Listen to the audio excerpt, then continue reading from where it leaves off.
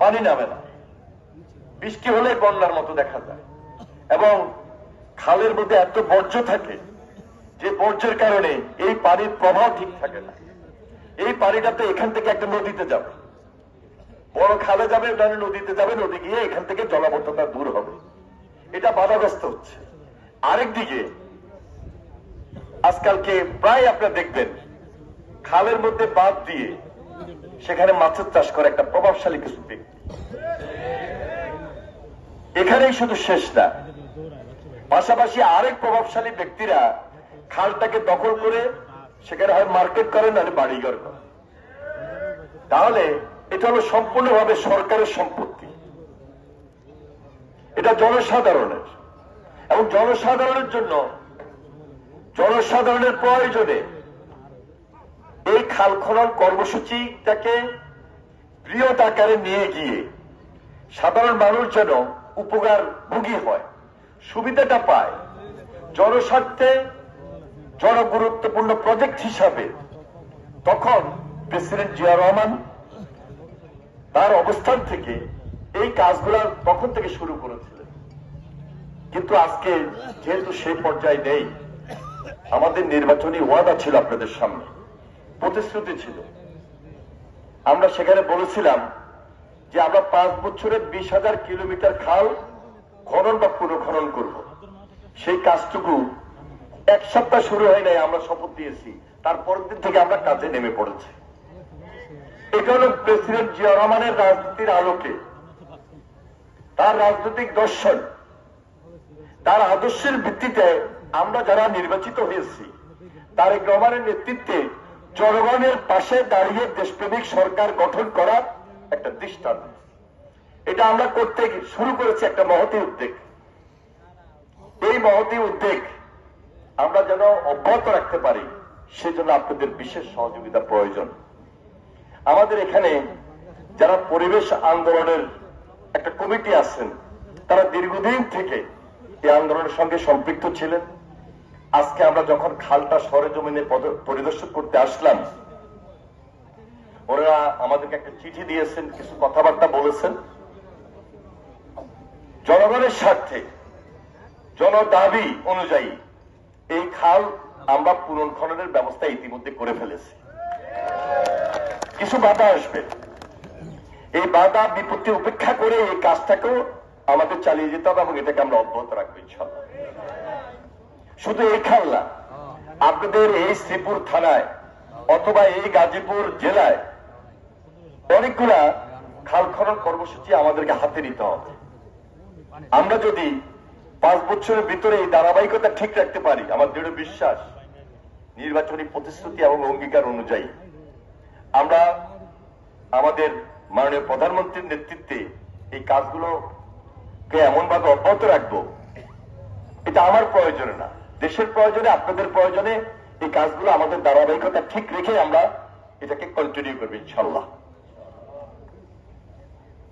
এই খালের পাশাপাশি আমাদের আরো কিছু কর্মসূচি আছে, যেমন খালের 2 পাড়ে গাছ লাগানো অথবা বৃক্ষরোপণ একটা কর্মসূচি।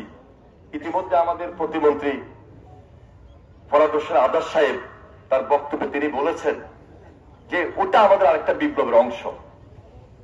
প্রেসিডেন্ট জিয়ার 19 দফা কর্মসূচি ছিল, প্রত্যেকটা কর্মসূচি ছিল জনগুরুত্বপূর্ণ। আমরা ইতিমধ্যে 31 দফা দিয়েছি। ওই 31 দফার ভিত্তিতে এই দেশে একটা স্বাভাবিক জীবনযাপন, স্বাভাবিক রাজনীতি, আর সারা বছরে যে আমরা মিছিল মিটিং করবো তার মধ্যে তো সীমাবদ্ধ থাকলে হবে না। অনেক আন্দোলন সংগ্রাম করেছি, মিছিল মিটিং করেছি, কিছু সামাজিক কাজও তো আমাদেরকে এখন করতে হবে, মানবিক কিছু কাজ করতে হবে, দেশের জন্য কিছু কাজ করতে হবে।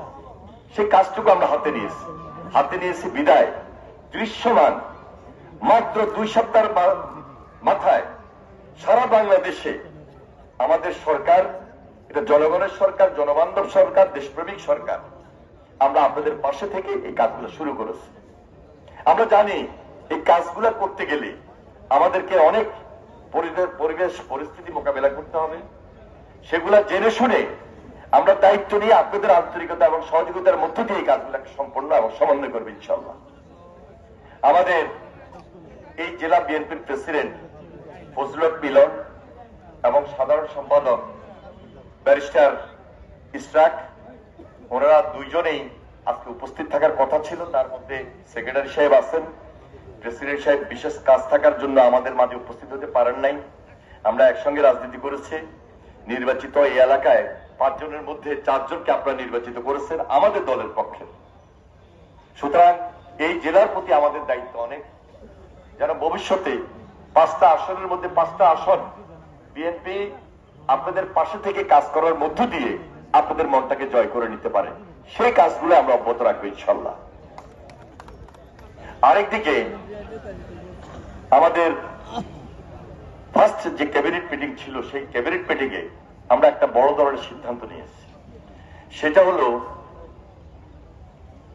10,000 যে কৃষি ঋণ কৃষকদের জন্য এটা মওকুফ করার ক্ষেত্রে আমরা একটা বড় ধরনের উদ্যোগ গ্রহণ করেছি। আপনার কাছে একজনের জন্য 10,000 টাকা শুনলে হয়তো কম হতে পারে। সারা বাংলাদেশে এই 10,000 করে এটা 1500 কোটি টাকা। এটা সম্পূর্ণ কৃষকদের জন্য। কৃষি ঋণ আমরা মওকুফ করে দিয়েছি যেন কৃষকরা তাদের মধ্যে একটা উৎসাহ এবং উদ্দীপনার সৃষ্টি হয়, কৃষকরা যেন একটা মনোবল পায়। একটা দেশে এই বাংলাদেশ কৃষি নির্ভর এলাকা, কৃষি আমাদের বড় চ্যালেঞ্জ, কৃষি আমাদের বড় অর্থনীতির মূল চাবিকাঠি। সুতরাং কৃষকদেরকে এই উৎসাহ উদ্দীপনা দেওয়ার মাধ্যমে কৃষির পরিমাণ বৃদ্ধি করা, ফসল উৎপাদন বৃদ্ধি করা এবং দ্বিগুণ করা, যেটা প্রেসিডেন্ট জিয়া রহমান সাহেব খাল খনন কর্মসূচির মাধ্যমেও এই কৃষি উৎপাদন থেকে দ্বিগুণ করে দেশের মানুষ যেভাবে স্বয়ংসম্পূর্ণ হয়েছিলেন এবং পাশাপাশি আরেক গুণ রপ্তানিতে কাজে লাগিয়েছেন। ফরেন কারেন্সি ইনকামের মধ্য দিয়ে আমরা দেশটাকে গড়েছি।